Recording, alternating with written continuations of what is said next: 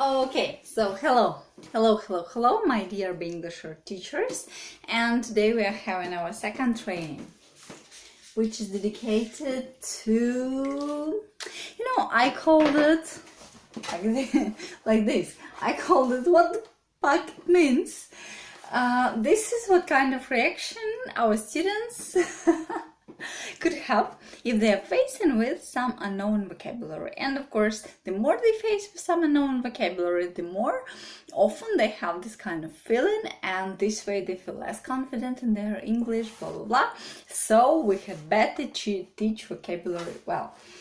Okay, so again, as we had it yesterday, you might think that I would suggest you to really answer the question, why do my students need vocabulary? But basically, this is that kind of issue which is not questioned, because about grammar, there are different stereotypes that basically grammar is not needed, that native speakers don't use, all of that complicated grammar, that you just need to learn new words to get clear, to learn new words.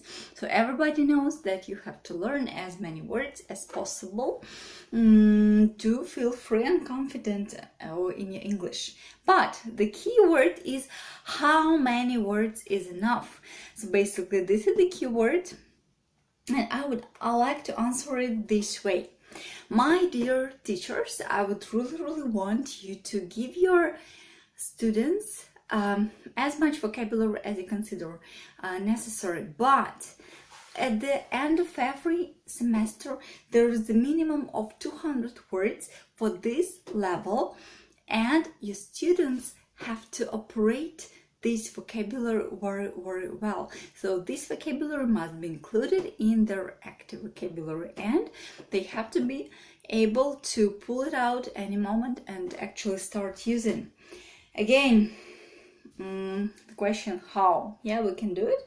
You just make a list. We have our standard list for all the levels, so you can take those. But you can make your own list again if you consider that some vocabulary is more necessary. You can alter the list provided, and just per each time, each lesson, you at the very beginning, in the middle, in the end, but you start or finish with revision of this vocabulary. You put it all in your list, you have this list, and you open it up and you just revise it, maybe quickly, orally, with the help of dictation, with the help of some other methods. We are going to talk about it in a couple of minutes, but the point is that you actually revise this vocabulary and you do it again, and this way your students learn it. And the question is, how can I deliver in the most effective way? I guess before I will even start talking about teaching vocabulary, just a reminder, just a piece of information. I know that you know it, just in case, that all of the vocabulary we operate, again, our iceberg, it's the top of it and the bottom. 30%, about 30%, it's active vocabulary, and about 70% it is passive vocabulary. This figure can be up to 40%, so this up to 60%, but still, that's very interesting, because they say there are some kind of studies made by Oxford University, by serious scientific establishments, and they have calculated that an average person, a native speaker, uses from 5,000 to 6,000 words. It's native speaker. And the person who operates English well, so on the level of, we can say, upper intermediate or good solid intermediate, this would be about 3,000 words, maybe up to 4,000 words.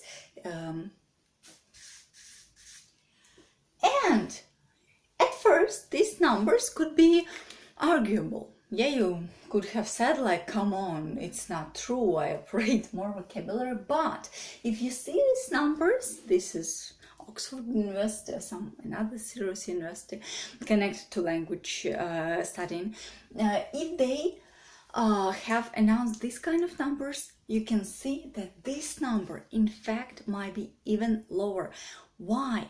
Of course, a native speaker can passively operate, I would say, 20,000 of words, yeah, even if he or she is very, very educated, like even maybe 100,000, but they know it. They can understand the word written in the book, yet they don't operate it. That's why there is this very high popular stereotype that in English, in order to speak English absolutely fluently, you need to sit and learn only 3,000 words. Why? Because of this study. But there is a very interesting point that in practice, yeah, if students or teachers, after they have really learned this thousand, yeah, about 3,000 words, they still don't feel like they know everything. They still don't feel that they can speak absolutely on every topic fluently. Why? Because these 3,000 are different from different people. Of course, there are some intersections. For example, these are my 3,000. Yeah, these are your 3,000. This is some native speaker 3,000 or 6,000. Yeah, we have some intersections, with some people more intersections, with some people less intersections. Yeah, there are like the most common words, yeah, 1,000, 3,000 or 500, this list of the most common words, and I'm absolutely I'm absolutely confident that every student, yeah, has to operate these 1,000 words.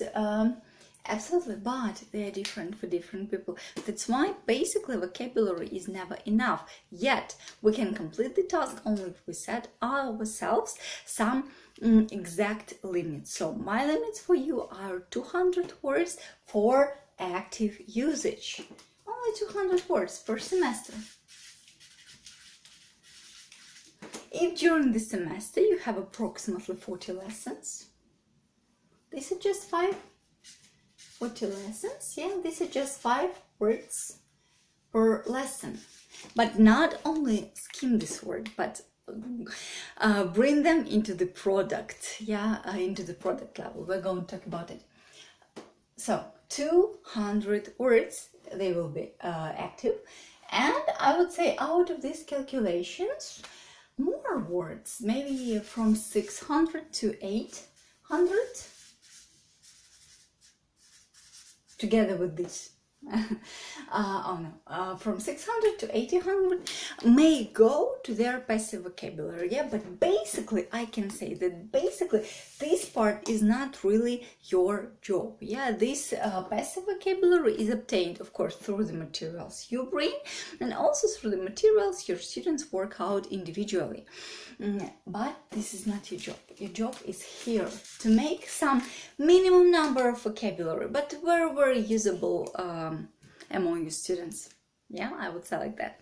Okay, so now let's go to our next slide. How can I deliver it the most effectively? And you can see that on my next slide, you can see this theory again, teaching algorithm again. Yet, I would like to make one more comment. What is it? Your ideas. Yeah, if you're sitting alone, you can stop this video and share an idea with yourself or with your friend if you're not sitting alone. Okay, this is Dale's cone of knowledge, yeah, the model which is very, very popular. The effectiveness of learning and what kind of activity brings what kind of effectiveness. And basically we can see that passive learning gives us up to 30%. So when a person is reading something or is watching some videos, they learn vocabulary. Vocabulary comes to their passive, again, their passive storage, we could say. So they will be able to, they might become able to recognize it and even sooner or later start using this vocabulary actively. Yet when your students are reading or watching, the vocabulary goes into their passive